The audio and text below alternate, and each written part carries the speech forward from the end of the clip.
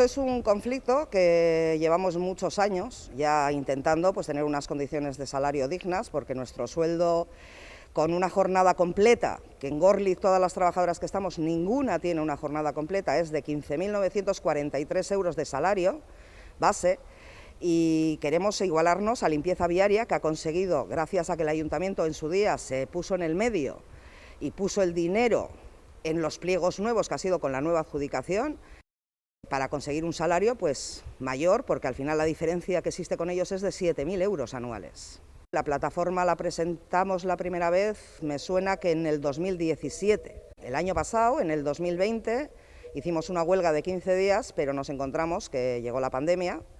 y por un acto de responsabilidad suspendimos nosotras la huelga cuando teníamos convocada seguida una indefinida.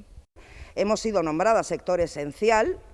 y las condiciones económicas, desde luego, de trabajadores esenciales no son. Y lo único que pedimos es que se nos escuche y que tampoco podemos entender que igual ahora mismo, tal y como están los presupuestos, no nos correspondería eso, pero hay maneras de poder hacer, porque en otros ayuntamientos se está haciendo. Y creo que al final es un servicio subcontratado, pero no dejamos de ser trabajadoras del ayuntamiento porque trabajamos para él. Desde aquí pedimos apoyo, que la gente nos entienda, y ya sabemos al final que el tirar papeles, eso que no queda bonito,